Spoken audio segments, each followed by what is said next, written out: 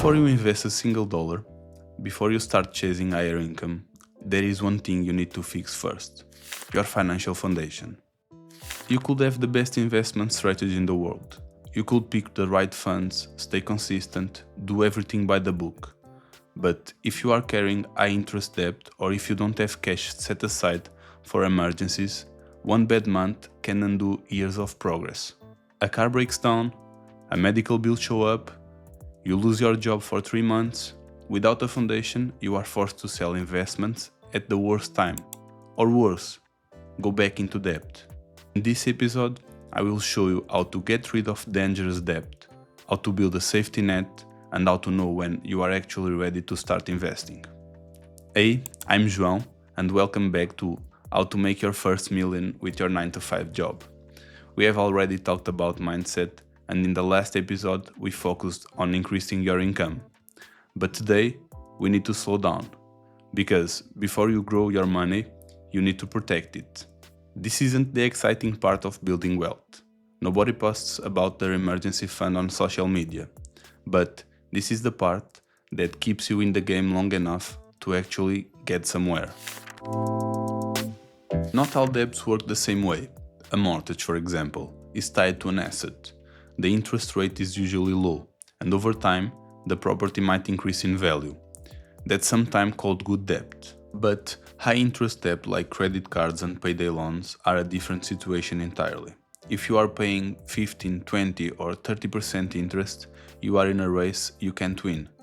No realistic investment return will outpace that. It will require consistent 25% annual gain just to break even, and that's not how markets work. So the first priority is clear: get rid of expensive debt before you think about investing. So, to start, list every debt you have, the balance, the interest rate, and the minimum monthly payment. Put it all in one place. This step alone can be uncomfortable, but you can fix what you don't see clearly. Once you know what you are dealing with, you need a system to pay it down. There are two common approaches. The first is the Avalanche method. You pay the minimum on everything, then put all your extra money on the debt with the highest interest rate. Once that's gone, you move to the next highest. Mathematically, this saves you the most money over time because you are eliminating the most expensive debt first. The second is the Snowball method. Same idea, minimums on everything, but you focus on the smallest balance first, regardless of interest rate. Once that's paid off, you move to the next smallest. This approach gives you quick wins, which can help you to stay motivated. Which one should you use? Honestly, the one you will stick with.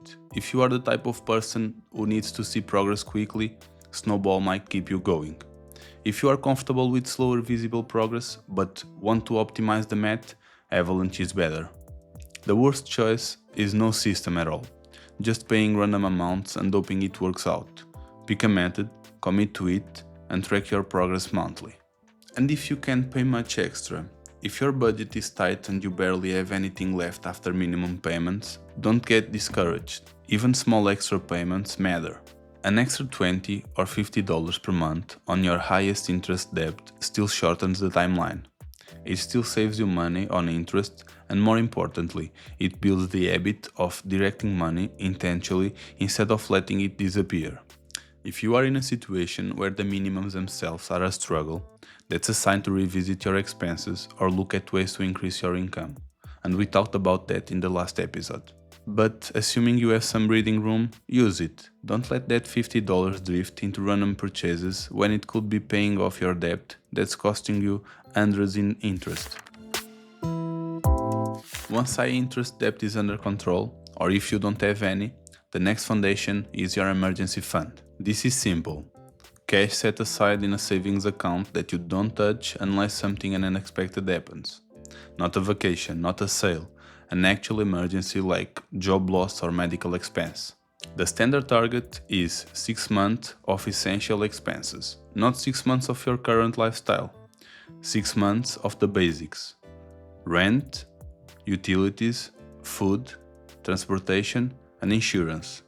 If your essentials come to $1,000 per month, your target is $6,000. Why 6 months?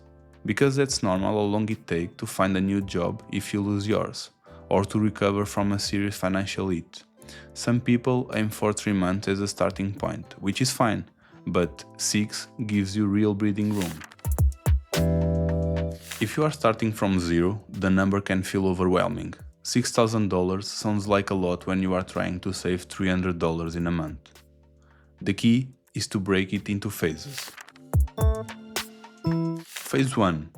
Get to $1,000. This is your starter buffer.